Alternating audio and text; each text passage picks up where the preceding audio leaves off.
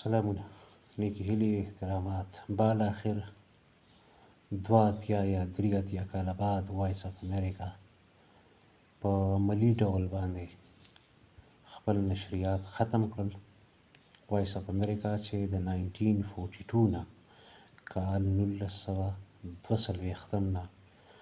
د دنیا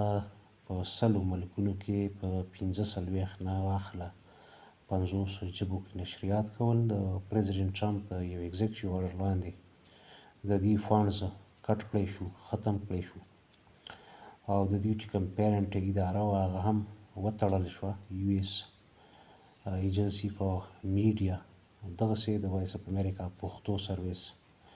د افغانستان لپاره، د وایس اف امریکا پښتو سرویس ډیوا ریډیو د پاکستان لپاره، دغسې وایس اف امریکا دری سرویس د افغانستان لپاره، د وایس اف امریکا پرژن سرویس د ایران او افغانستان لپاره، او په ټولو ژبو کې د دې نشریات ودرېدل. د دې په ایرویوز باندې دا وخت یا خو موسیقي چلیږي، خبرونه ورباندې نشته، او د دې په ډیجیټل پریزنس کومې پاڼې چې دي، ویب سایټس، فیسبوک پاڼې او ټویټر، په دغه باندې صرف او صرف یو ګرافیک یا ګرافیکس مختصر ویډیو ده، ساوند لیس، اواز پې نشته، او په ایرویوز باندې هم ما چک کړه، او دغسې آنلاین سټریمینګ د وایس اف امریکا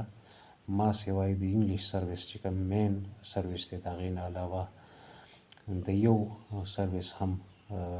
په عملي توګه دا وخت نشته. البته وایس اف امریکا انګلیش سرویس خپل فیسبوک پاڼه اپډیټ کوي، او وایس اف امریکا انګلیش سرویس نشریات هم روان دي. باقي په ریجن کې چې د کومو ټلویزیون یا ریډیو یا ډیجیټل د دې کارونو هغه ودرېدلی دی. د ټرمپ د دغه ایگزیکټیو آرډر سره به نه صرف وایس اف امریکا خپل شکل حالت بدل کړي، بلکې د دې ترڅنګ به ریډیو فری یورپ چې مشال ریډیو، ازادي ریډیو، د هغې سیسټر یا ډاټر ارګنایزیشنز دي، هغې به هم خپل نشریات یا بیخي ودرې او یا به مختصر کوي، او د دې فاینانشل یا کوم اډمنسټریټیو سټرکچر چې دی هغه به بدلیږي، کمرشلایز کیږي به، او یا به د ځینې ادارو غوندې لکه رایټرز چې دي، ګارډین، نو د دغه اخبارونو ادارو غوندې به د ډونیشن دپاره اپیل کوي، غوښتنې به کوي. دا هم د تاسو ته یادوي چې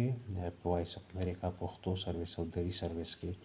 د خیبر پښتونخوا، د پاکستان او د افغانستان بلا ډېرو کارمندانو یا خبریالانو کار کول.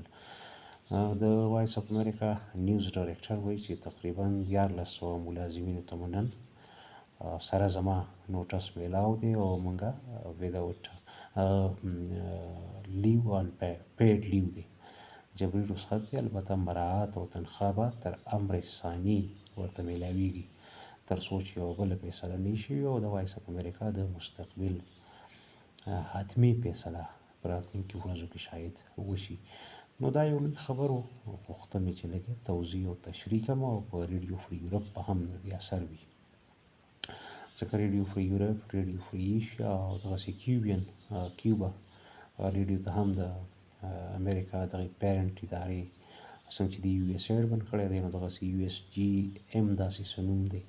یا داسې ابریویشن دی، هغې هم بند کړل. نو 100 میلیونه خلکو ته د دې د اندازې مطابق دې نشریات کول، او دغسې